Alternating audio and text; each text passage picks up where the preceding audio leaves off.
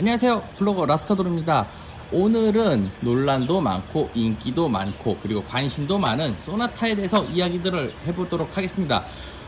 소나타는 기존의 NF, YF, LF 뭐 이런 식으로 끝에 F로 끝나는 뭐 코드네임을 사용했다면 이번 8세대 모델은 DN8이라는 DN8이라는 코드네임을 새롭게 사용하고 있습니다. 소나타가 처음 한국에 출시된 거는 1세대 모델 1985년부터입니다. 그렇기 때문에 벌써 34년이라는 시간이 되었는데요. 제가 86년생으로 33년으로 소나타와 비슷한 나이대를 가지고 있습니다.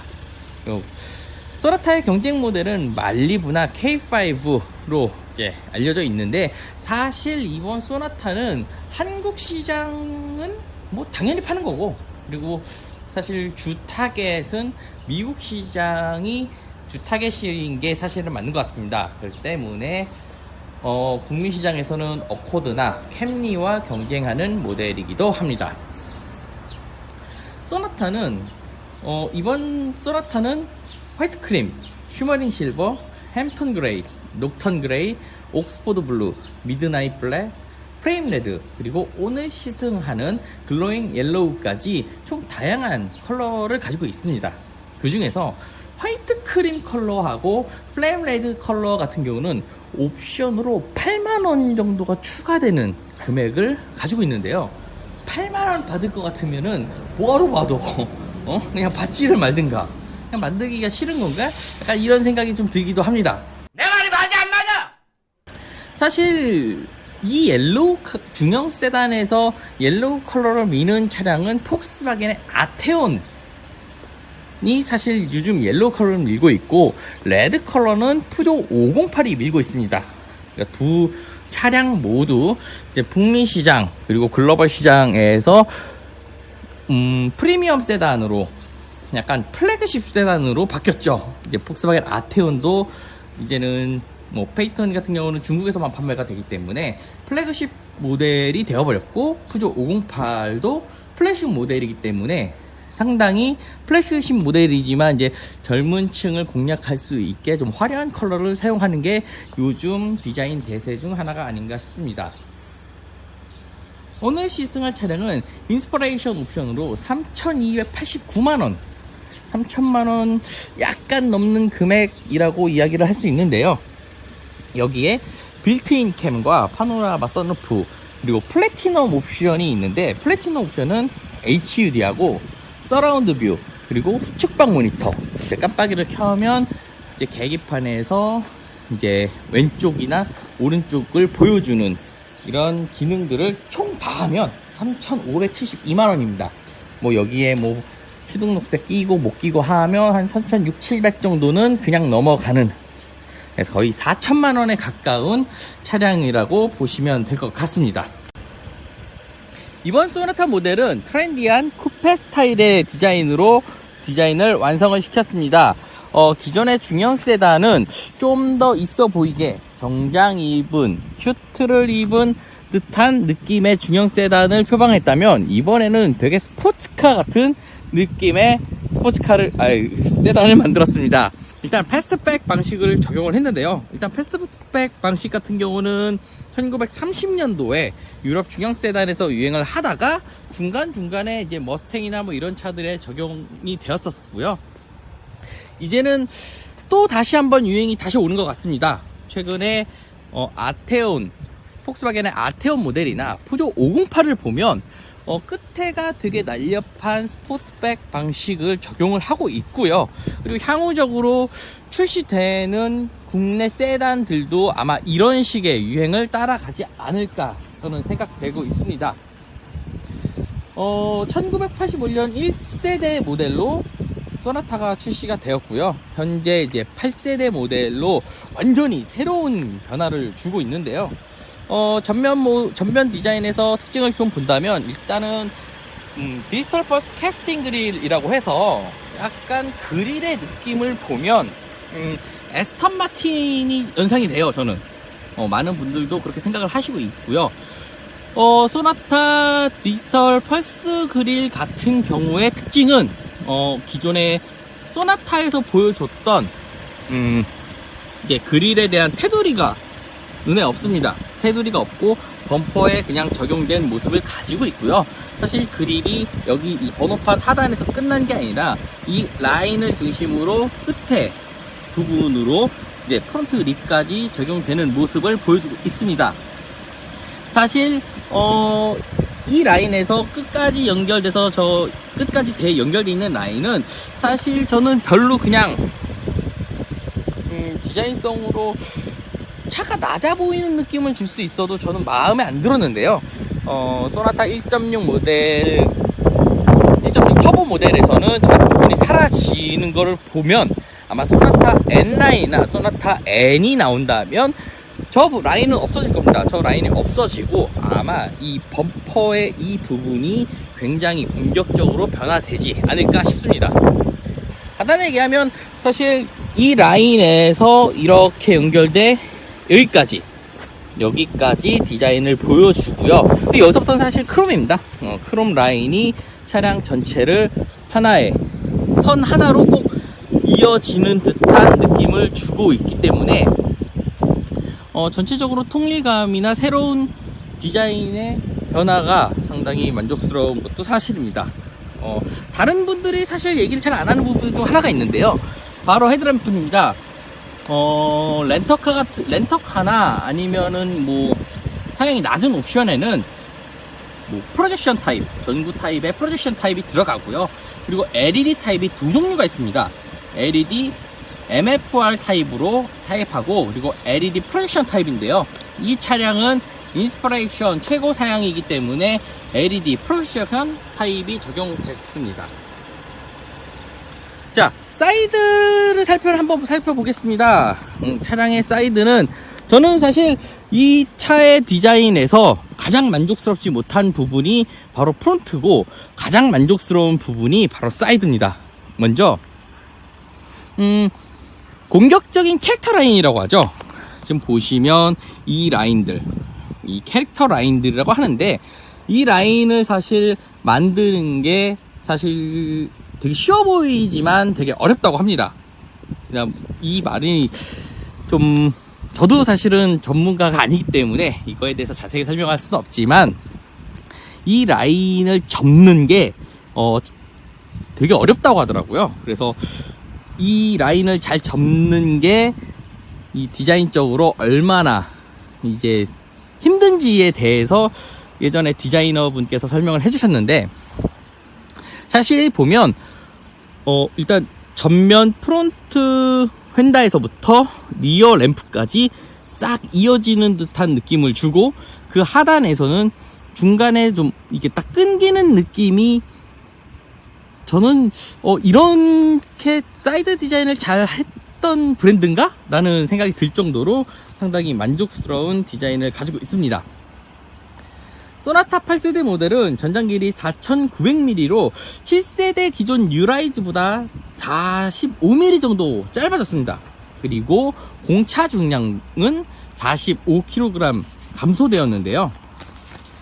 일단 소나타 8세대 같은 경우는 완전 새로운 차체를 적용을 했기 때문에 이러한 그 무게 감소가 좀 더 쉬웠다고 볼 수 있습니다.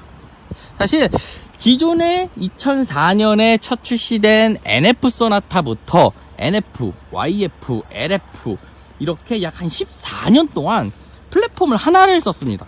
2세대 플랫폼을 계속 쓰다가 2019년에 출시된 소나타 같은 경우는 3세대 플랫폼으로 완전히 새로운 차가 된 거죠. 사실 그렇게 따졌다고 하면은 NF, YF, LF 14년 동안 판매한 차들은 다 똑같은 거였죠. 껍데기만 다르고 엔진만 다르고 실내 옵션만 달랐을 뿐이라는 부분에서는 현대가 앞으로도 차대 개발은 좀 더 잘 해야 될 것 같다는 생각이 좀 들기도 합니다. 3세대 플랫폼의 가장 큰 특징은 다중 골격 엔진룸이나 그리고 뭐 스팟 부분을 좀 더 강화시켰다라는 부분, 인데요.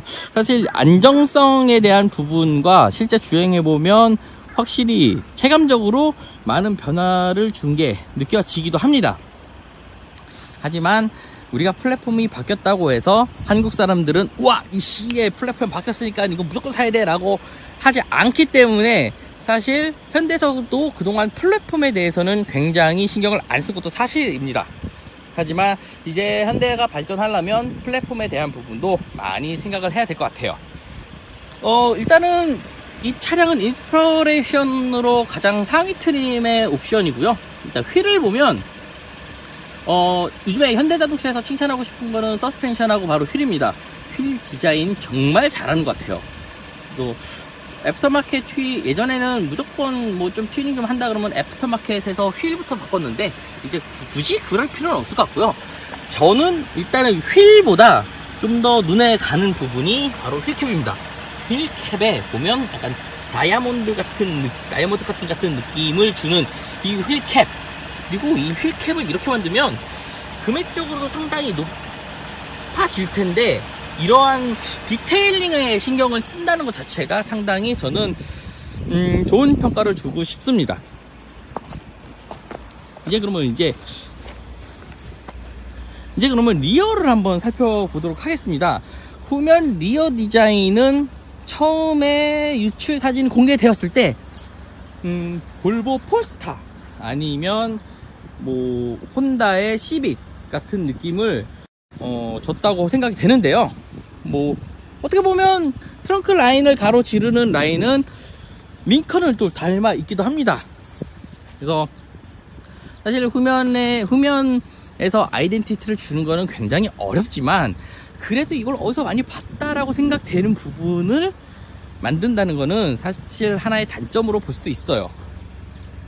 현대자동차 디자이너가 말씀을 해주신 것 중 하나가 사실 이 뒷라인을 어떻게 마무리를 짓을까 라는 고민을 굉장히 많이 하셨다고 합니다. 근데 지금 보시면 이렇게 평평하게 이렇게 부드럽게 내려앉는 느낌을 주고 있는데 사실 이 부분을 뚫으려고 하셨대요. 이렇게 뚫어서 공기가 이렇게 갈 수 있게 만들려고 했다가 아마 뭐 여러 가지 이유로 힘들지 않았나 싶습니다. 현대자동차 소나타 8세대를 제가 촬영을 계속 하면서 느낀 점인데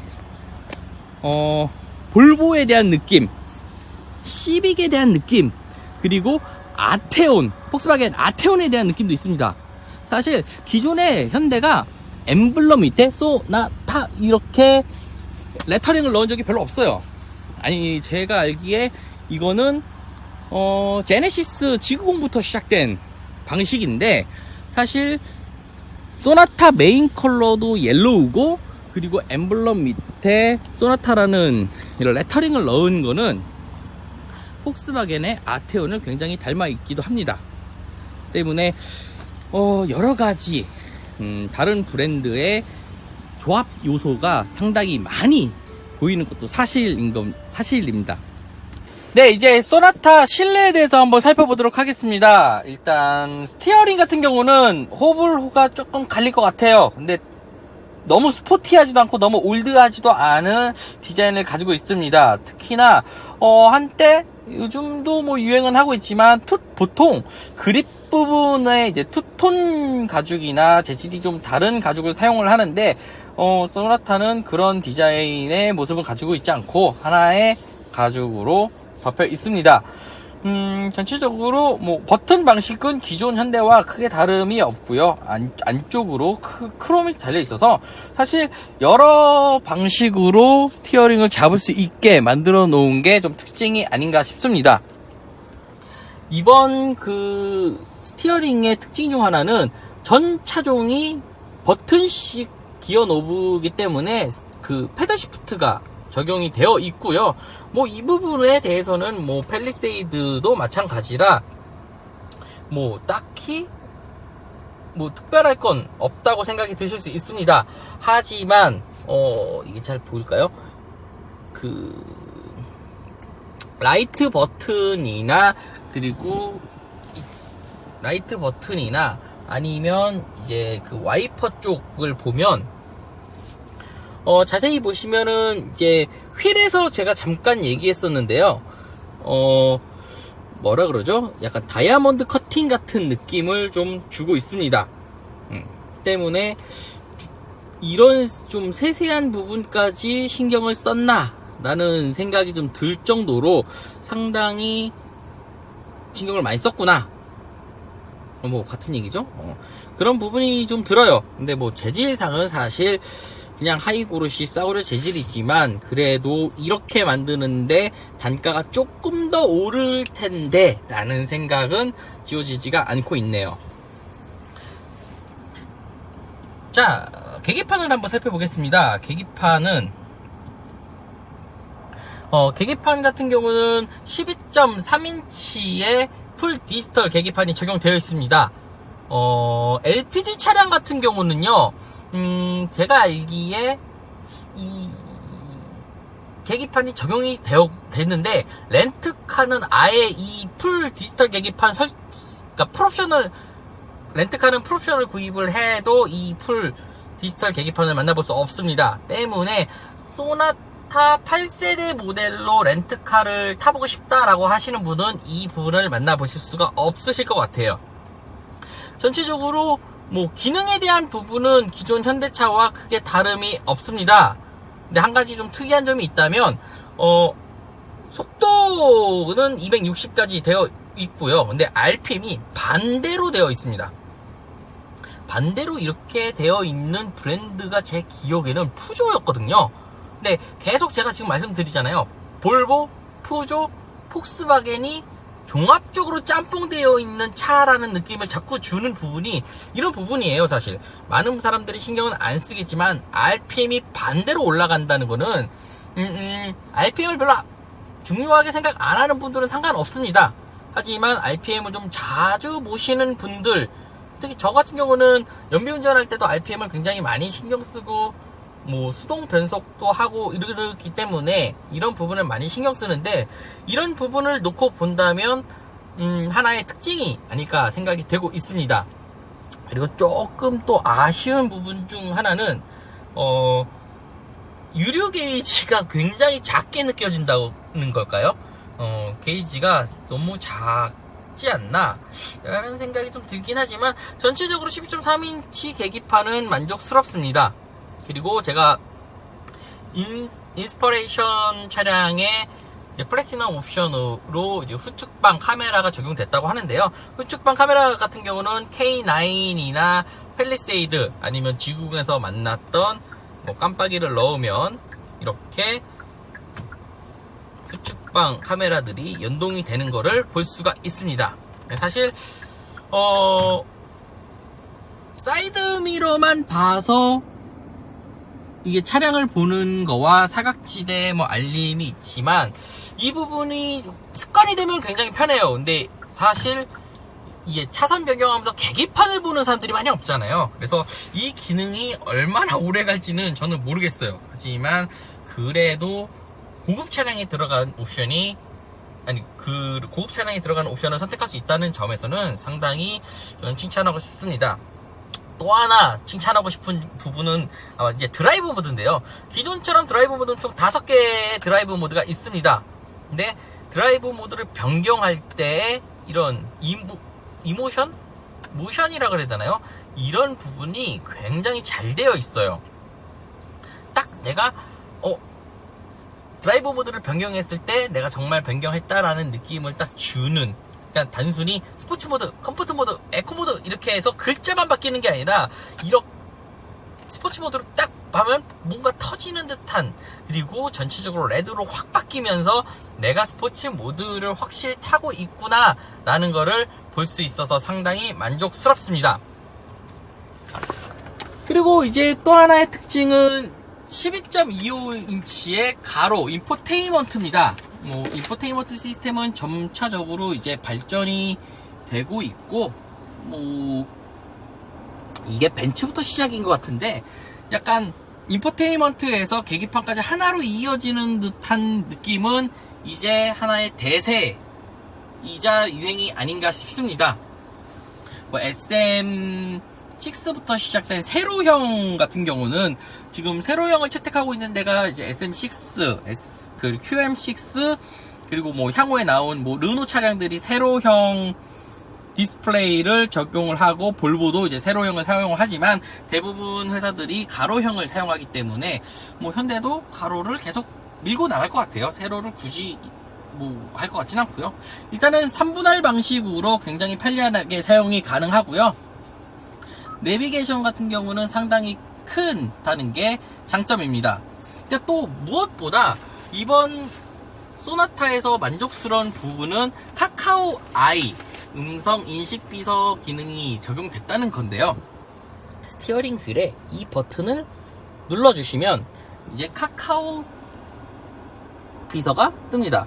그러니까 요즘은 뭐 TV, 저도 이제 집에서 TV 켤 때 지니야 TV 켜줘 이런 식으로 얘기를 하는데, 기존에 목적지를 알려고 뭐 예를 들면 뭐 주변 탐색 뭐 이런 식으로 했다면 이제 굳이 필요 없이 버튼 하나 딱 누르면 네, 말씀하세요.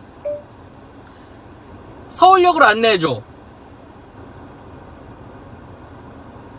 15개의 검색 결과가 있습니다. 몇 번째 항목을 선택할까요? 첫 번째 항목 잘 못 들었습니다. 방금 뭐라 그랬어? 삐 소리 후에 다시 말씀해주세요. 1번 첫 번째 장소로 안내합니다. 뭐 이런 식으로 카카오 아이 뭐 비서라고 하나요? 뭐 얘가 알아서 음성 인식이 되기 때문에 자유로 관광공로를 통과하는 그래. 경로입니다. 주행 중에 내비게이션 목적지 설정에 대한 부분도 쉽게 할 수 있습니다. 그뿐만 아니라 가다가 그냥 궁금한 거 있으면 물어보시면 돼요. 네, 말씀하세요. 현재 미세먼지 농도 어때? 현재 문산읍의 미세먼지 농도는 43마이크로그램 보통이고 초미세먼지 농도는 25마이크로그램 보통이에요. 뭐 이런 식으로 굉장히 편리해진 소나타를 만나보실 수가 있습니다. 이번 현대자동차에서 밀고 있는 기능 중 하나가 뭐 기존에 이제 카플레이, 안드로이드 오토 뭐 이런 기능은 이제 다 있어요. 이제 뭐 경차에도 들어갈 예정이기 때문에 이런 거는 이제 기능이라고도 볼 수도 없고, 가장 특징 중 하나가 이제 빌트인 캠입니다. 빌트인 캠은 차량 자체에 블랙박스를 장착을 한 거라고 보시면 됩니다.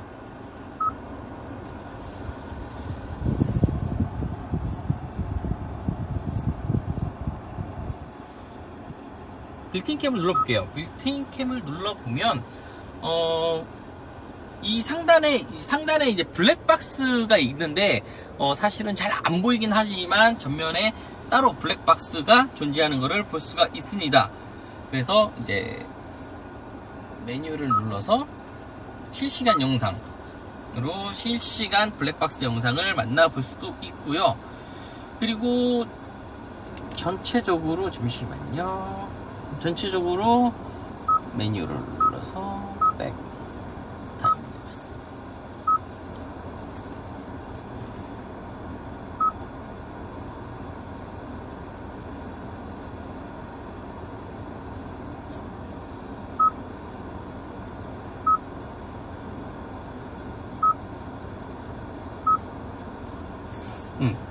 전체적으로 이제 주행 중 상시, 그리고 주행 중 이벤트, 주차 중 상시, 주차 중 이벤트 이런 게 있는데요. 주행 중 이벤트 같은 경우는 뭐 이 AVN에서 자체에서 클릭해서 볼 수가 있습니다. 뭐 예를 들면 제가 다른 차 위반 사항을 한 몇 개 찍어 놓은 게 있는데, 예를 들면 뭐 이렇게 직접 확인이 될 수 있게 제작을 되어놨고요. 그리고 스마트폰 연결을 해서 스마트폰으로 이 영상을 옮길 수도 있습니다. 근데 단점이 뭐냐면 스마트폰을 연결을 할 때요, 이게 뭐 블루투스는 사실 음악에 대해서만 전송이 되고 사실 큰 파일은 전송이 안 되기 때문에 와이파이를 연결하는 게 맞습니다. 근데 스마트폰 연결을 하려면 와이파이 동굴을 직접 연결해야 되고요. 그리고 USB 케이블을 연결해야 되는데 안드로이드만 돼요.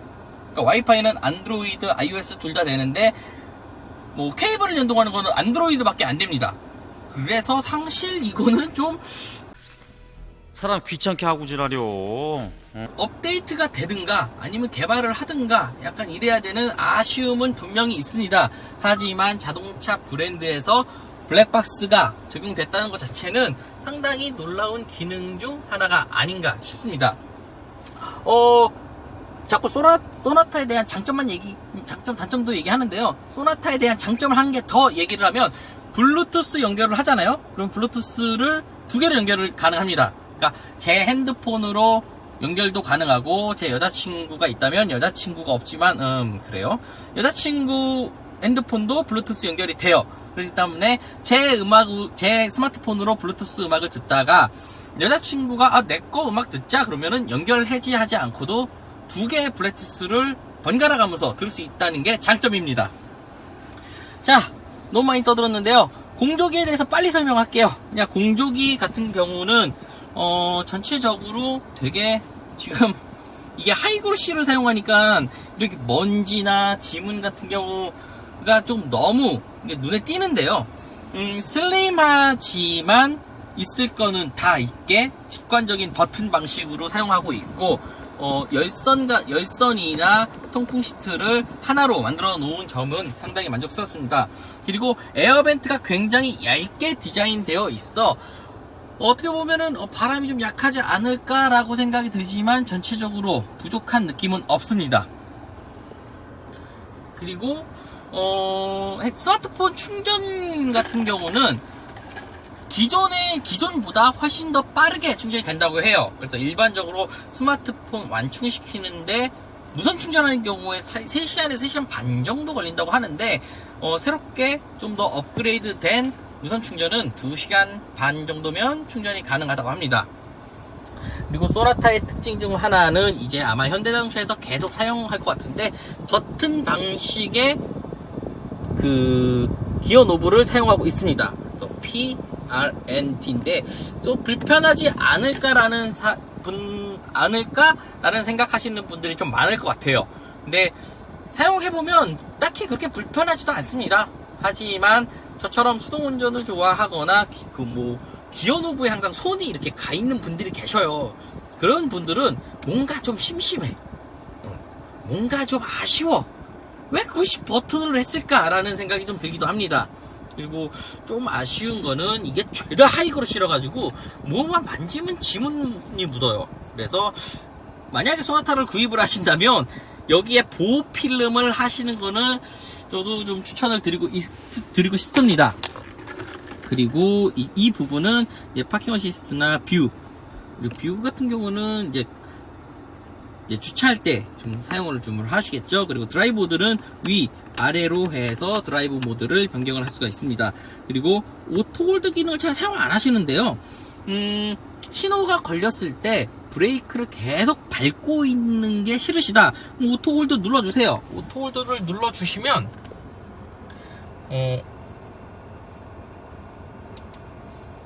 오토홀드를 눌러주시면 이렇게 이렇게 오토홀드라고 뜹니다. 여기서 브레이크를 깊게 밟아주시면 이제 오토홀드가 초록색으로 바뀌게 되면 D 상태에서도 브레이크에서 바를 때에도 차량이 이제 움직이지 않기 때문에 오토홀드 기능을 잘 사용하시면 참 편하실 것 같습니다. 빌트인 캠을 얘기하다가 제가 얘기를 깜빡 안 한 게 있는데 빌트인 캠이 굉장히 편한 이유 중 하나가 그럴 때 있어요. 위반 차량, 교통 위반 차량이나 아니면 내가 지금 이거를 무조건 녹화해야 된다 라고 할 때 블랙박스가 있다면 블랙박스를 이렇게 툭 치거나 아니면 블랙박스에 무슨 버튼을 눌러야 되는데, 그렇지 않고 이 빌트인 캠 버튼을 살짝 눌러주시면 초록불이 깜빡깜빡 들어오면서 이제 이벤트 녹화를 자기가 하게 됩니다. 그리고 뭐 전체적으로 기능은 뭐 다른 거와 크게 다름이 없는데 하나의 특징이 있다면 이제 그 뭐 하이패스 부분이 이제 기존의 룸미러에 이제 하이패스 부분이 들어갔다면 이제 하이패스는 룸미러에서 빠집니다. 빠지고 이 부분에 카드를 넣어서 하이패스가 작동이 되는 걸 알 수 있습니다. 그래서 이 버튼을 누르면 카드를 넣어주세요. 뭐 이런 식으로 잔액이 얼마 남았는지를 확인할 수 있는 게 하나의 장점이 아닌가 싶습니다. 자, 또 하나의 소나타의 장점 중 하나가 바로 그 워크인 시트인데요. 워크인 시트는 뭐 시트를 뒤로 뺐다, 앞으로 뺐다, 아니면 뒤로 갔다, 앞으로 갔다가 있었는데 버튼이 하나 더 생겼습니다. 이 버튼을 누르면 이 버튼을 작동을 시키면 지가 이렇게 움직이는데 뭐랄까요? 잠깐만요. 이게 너무 좁네. 자, 워크인 시트의 버튼을 눌러주시면 약간 무중력 의자라고 한때 유행하던 의자가 있어요. 이제 무중력 상태처럼 약간 좀 편안하게 자세를 취하게 만들 수 있어서 운전 중에 여자친구가 나 좀 눕고 싶은데 라고 하면 이렇게 해 저렇게 해 이게 아니라 그냥 운전자가 버튼 하나만 딱 눌러주시면 되는 정말 편안한 기능을 가지고 있습니다. 자, 마지막으로 뒷좌석을 한번 살펴보도록 하겠습니다. 사실 뭐 제가 지금 촬영한다고 뒷좌석을 좀 뒤로 빼놓은 상태인데요. 그런 거 제외한다면 뒷좌석은 사실 기존 모델과 크게 다름이 없는 그런 느낌을 주고 있습니다. 전체적으로 이제 이렇게 수동 유리막 방식을 가지고도 있고요. 그리고 한 가지 좀 특징 중 하나는 이제 이 부분에 이제 전동식 커튼이 생겼습니다. 열면 이렇게 전동식으로 운전자석 앞에서 이제 닫고 열 수 있어서 전체적으로 안락함은 조금 더 향상되었지만 차량 크기나 공간적인 부분은 기존 7세대와 크게 다름이 없다는 것을 말씀드리고 싶습니다. 한 가지 빠진 부분이 있어서 좀 더 이야기를 하면 주유구는 터치 방식으로 열고 닫는데요. 자, 첫 번째는 주유구를 닫으면 보통 닫고 한 번 더 눌러줘야 되는데 그럴 필요가 없어요. 대충 이렇게 해서 닫으면 끝. 사실 이런 부분이 별거 아닐 거라고 생각하지만 어떤 차들 보면은 주유가 이렇게 살짝 열려있는 차들 있잖아요. 한 번 더 안 눌러서 한 번 더 안 눌러서 이렇게 열린 건데 이런 부분까지도 신경 썼다는 게 상당히 저는 현대자동차가 이 차에 대해서 얼마나 애정을 갖고 만들었는지에 대해서 이야기를 할 수 있을 것 같아요. 그리고 한 가지 더 얘기하고 싶었던 거는 보시면 되게 작잖아요. 결론적으로 요소수를 넣을 수 있는 부분이 없다는 겁니다. 때문에 현대자동차 소나타에서 좀만 기다리면 디젤 모델이 나올 거야 라고 생각을 하시는 분들이라면 조금 글쎄요, 저는 이제 디젤 모델이 나오지 않을 것 같다는 생각이 좀 더 드는 것도 사실입니다. 네, 이번 소나타는 사실 가장 이야기가 많이 나오는 게 디자인보다 사실 엔진입니다. 기존의 GDI 엔진이 아닌 MPI 엔진을 기반으로 만든 스마트 스트림 2.0 G 엔진 때문인데요. 스마트 스트림 엔진은 기존의 MPI 엔진에서 좀 발전된 모델로 일단 기본 최고 출력은 160마력의 20토크 정도를 가지고 있습니다.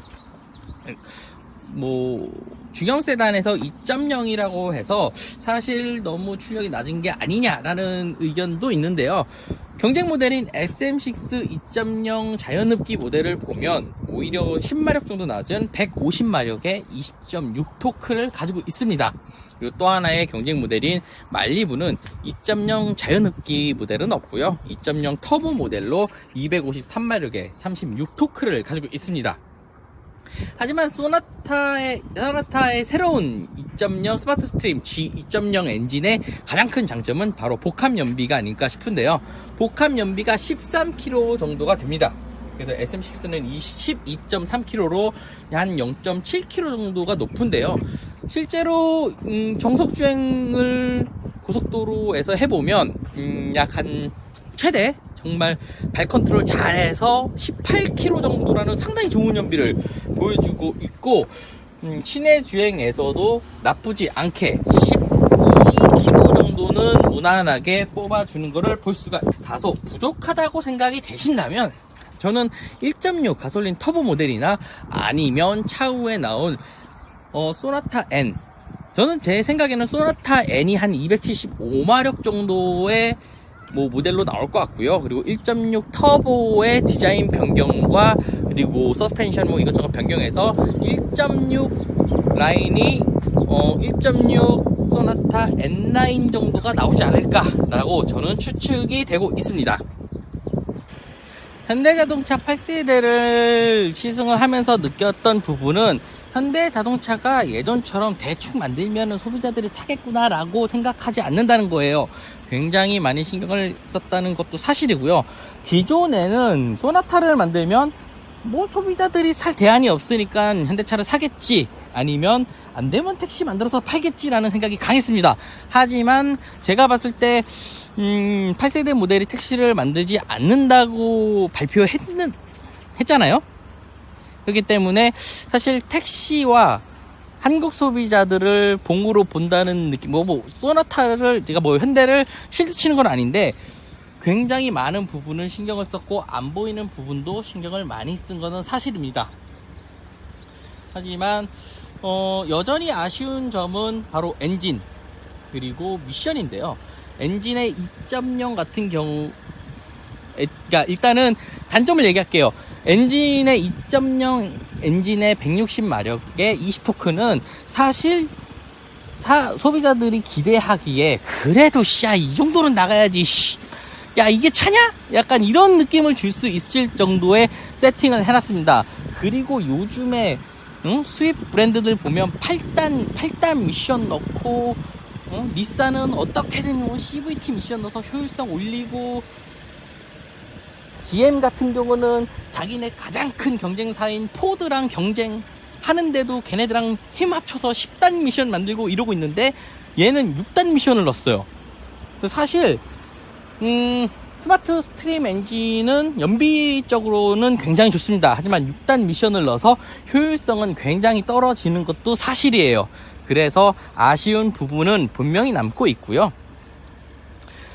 그리고 전체적으로 본다면 이번 소나타가 추구했던, 그러니까 경쟁 모델은 어코드다라고 하지만 사실 이번 소나타의 디자인이나 그리고 차량 엔진 세팅 그리고 전체적인 이런 브랜드 베끼기라기보다는 브랜드를 참고한 게 아마 볼보가 아닌가 싶어요.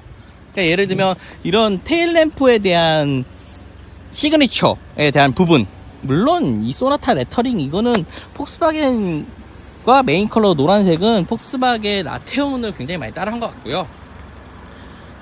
전면에 대한 헤드라이트 시그니처 그리고 테일램프 시그니처 그리고 좀 더 날렵해하고 공격스러운 디자인은 전체적인 느낌은 볼보와 상당히 많이 닮아 있는 것도 사실입니다.